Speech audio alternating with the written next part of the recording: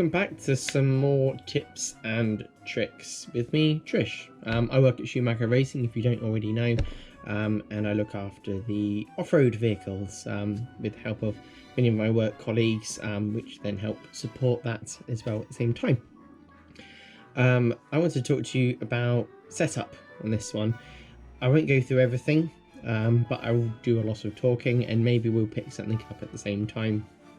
I want to go through some quick steps, so if you've just got into racing, you will find that you'll be approaching tracks which are very low grip, very high grip. You'll be going to bumpy tracks, smooth tracks, indoor tracks, outdoor tracks, clay tracks, grass tracks. So one important thing to talk about is, well, how do we get grip? How do we get the car to handle? On my previous video, I talked about ride height. So ride height is important. So let's say you've gone to a carpet track. You've set your car to 14mm ride height. Make sure you set it well with the body shell on. Normally would be a good shout. And your battery's in there. Make sure everything's in there. And you want to go for a run and you start going around and you've got no steering all of a sudden. So let's approach steering as our first subject. The laydown's got a very good amount of steering. And we can talk about ways of achieving our steering on the car. Some key areas to look at are the front hubs.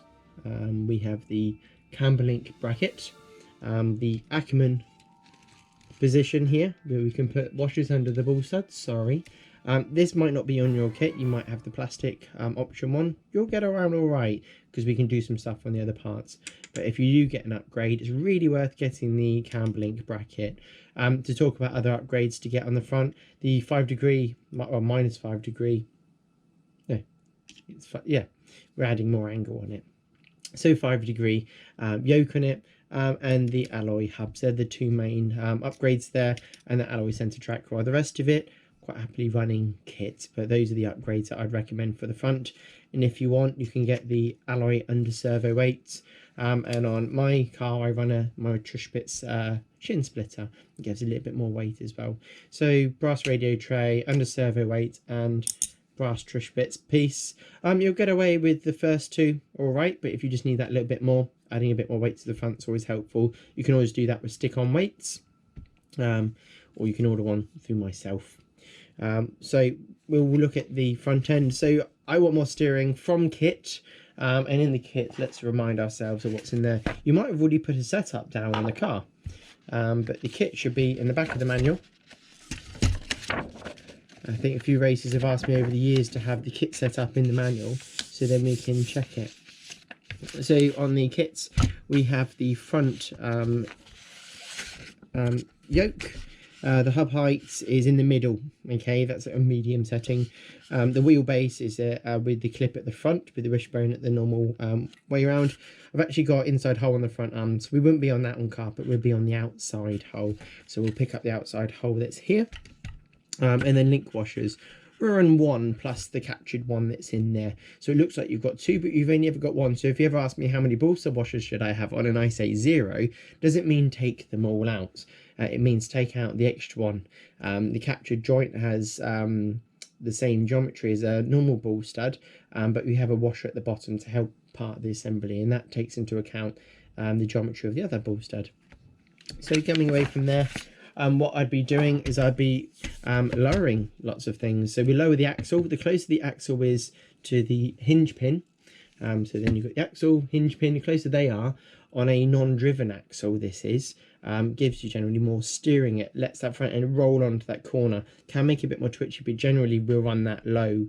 You'll then find, you'd like try the change, go out there, have a go on carpet, astroturf, dirt. I find it always is the same. If you raise it up, it makes the car safer. So if it's too edgy for you, raise it up, easier to drive. Again, this we'll try and get that in the picture. We're looking, is it focusing? I think it's focusing on it. If not, well, you'll just have to trust me. I've got the clip at the front at the moment. That'll be the most aggressive setting with the wishbone in that orientation. But if you want the car to be smoother and you find it a bit edgy going into bends, move your yoke forwards by putting the clip behind. And that will just make it that little bit easier to drive. I tend to run it with the clip behind and pushing the yoke forwards, but I run the other things with lots of steering settings, so I can really hammer it into the corner so you can push through it, but you still have that steering all the way through the corner. It's nice when you get steering from start to finish. For my style of driving, you get some people that don't like any steering going in. It turns in the middle of the corner and then it pushes coming out.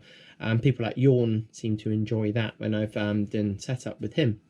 But with Michael, he likes to have the steering way before and after, just loads of steering, and that allows him to set his corner up early, come through and come out a bit more like an F1 driver, whereas Yawn drives more like a rally driver going in, and that's why he enjoys AstroTurf and dirt and things. It allows the car to move and slide around.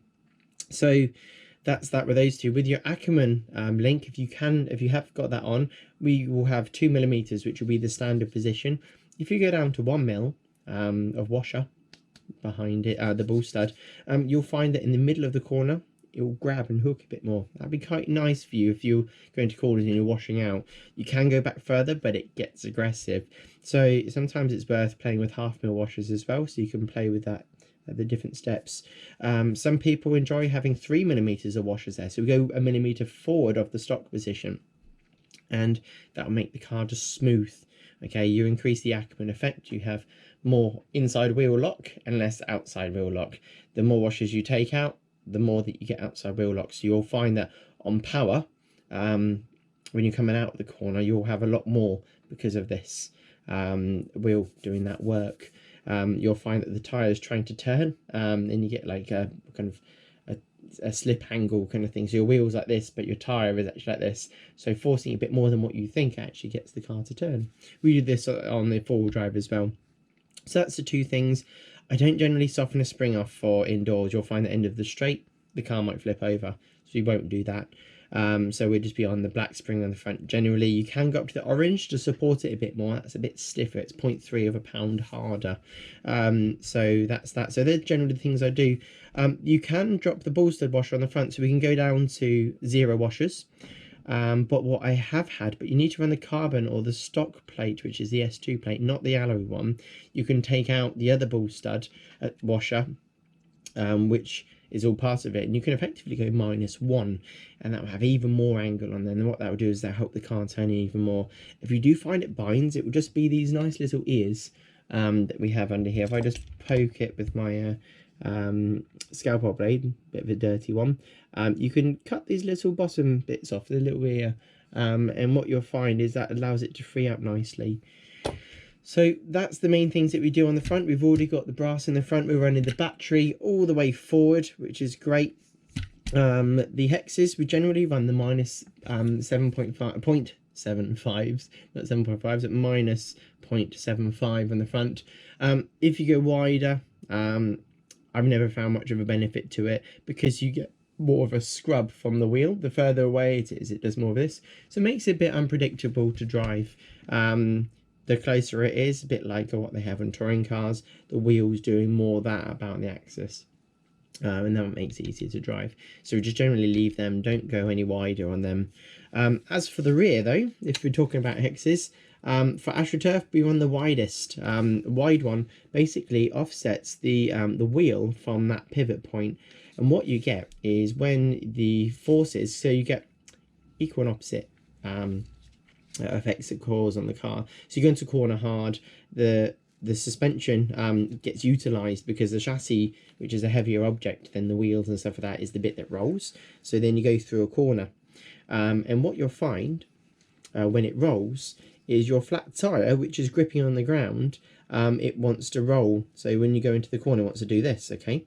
The further you move this away, the harder it is for that action to happen. So the car stays quite stiff with these wide hexes. That's why we don't run them indoors on carpet. We run 1.5, sometimes reducing it to get more on power steering, because as soon as you roll on that rear end, that normally gives you rear end steering from the back. And the narrower that is, the more it allows it to roll. It doesn't fight that action. And so the bigger the offsets, the more drive you'll get. You'll get nice initial steering, but then the narrower the offset, you won't get the drive. You'll find that you'll have a little bit more of a tail happy car on a low grip surface, but you will gain on power steering. So that's one of the main things to look at. I've got the UJ joints on here. So we'll just have a look at them. They're a little bit dirty, I do apologise, but that's UJ. The stock ones are the CVD. We'll just grab them off the other car quickly. You'll be able to see them here. Let it focus up. Let's bring it down here. There we are. So that's a CVD joint. Just need to set the camber on this. It's looking a bit aggressive. Let's go for the other side. It looks a bit more sensible. And CVDs give you more drive is what we find. It would look like on the other manufacturers they have different geometry to us. But if you pick up actually the distance from like our pin position to the CVD are actually in the same place. They just have a large bearing that captures everything, but that's just adding a load of weight for generally some stabilization of a hub, which to be honest we've been absolutely fine with what we have. So we crack on. The UJ joint is better on the bumps, which is what's on the other car. So the UJ we use on generally carpet racing. We always use it on carpet racing. We never use the CVDs on carpets unless it was super low grip, but we normally do other things first before that happens. So yeah, the UJ is used for when you want the freedom of the rear to move, handle a bumps well. Whereas on AstroTurf, lower grip AstroTurfs and stuff like that, the CVD is very good for getting the drive, as well as on dirt. Dirt, it's an essential thing to have a CVD joint in there. You've got a pin slot and a barrel. Basically, it kind of binds up and grinds, and it really wants to keep itself straight to be maximum on efficiency. Whereas UJ joint, you can really stay free at any angle. Or most angles. There comes a limit of articulation. But anyway, so that was that. When we get to the rear ball stud, let's look at the rear ball studs. When we raise the rear ball stud, I find we generally get the top of the tyre will lean over more, so you get more angle from the tyre, and so that means that the contact patch comes off and you get more steering. And to achieve more and more of that is just raise that ball stud up, and that will give you more and more of that effect. When we look at the outboard end, I treat this as a completely different change. So we're on the second hole out here, and we generally live between these two. So the second hole out will give you more forward drive. Again, it stiffens the car and roll when we're in this position and fights the movement of roll. So what we find is a more reactive car, but you will push on power on clay, carpet, whatever surface you're on, and that'll be a nice feeling for you if you've been looking for that. Whereas if you find the rear end's too locked in on power and you need more steering, you've got long sweeping corners and the front end's pushing, go to the longer link position. There's nothing wrong with that. So go to the third hole that we have here, and that will allow the rear end to roll a bit more, and you'll get your on power steering and corner speed that you're after.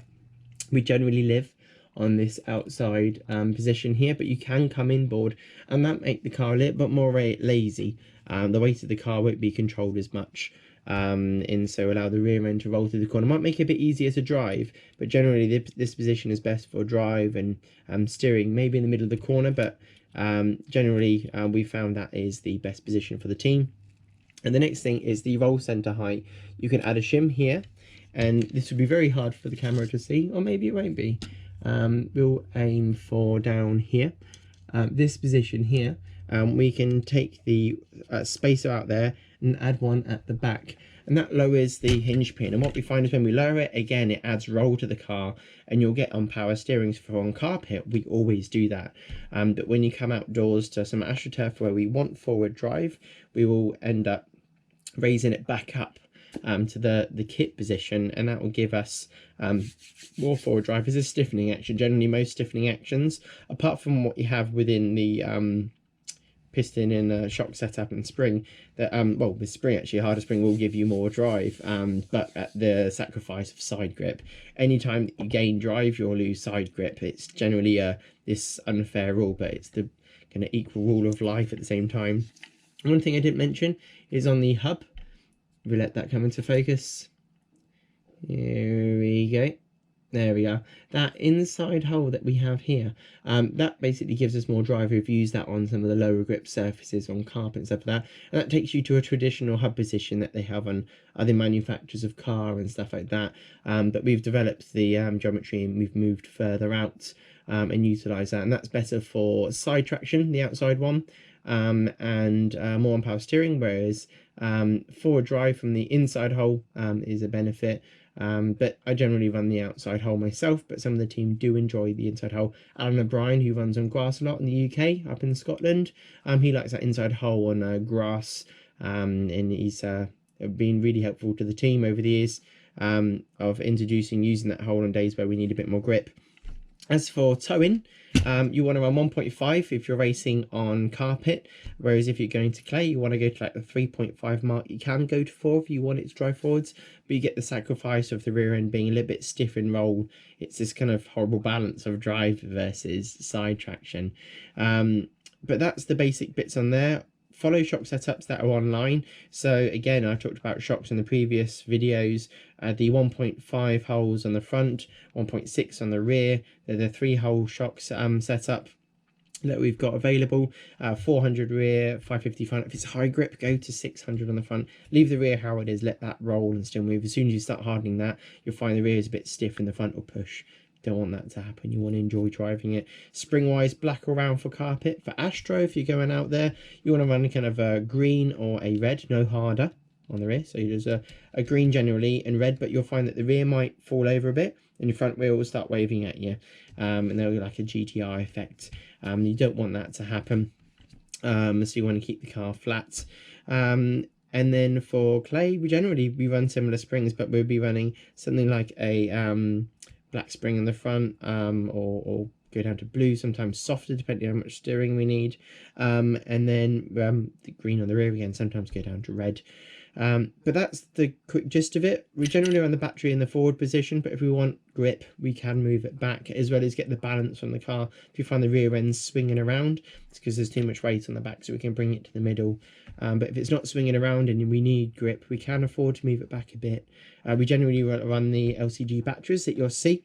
The advantage is the weight, they give us the run time, and the balance of the car works out really nice with it.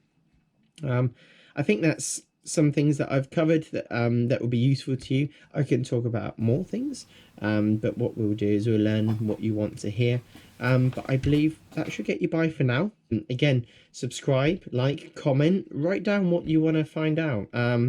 There's plenty of things that people have asked me. I need to just build up a list of what I need to talk about. But this is one of those general setup things. So you get to the track, follow this general guide, find setups, stick to one, learn about it, make small changes, find out what they do. Don't do big things. And yeah, enjoy this hobby. This hobby is great. If you've just got into it, you've got a lot to learn. But there's nothing wrong with that. It's like reading a book. You don't buy a book expecting to know what happens at the end. You want to go through that process.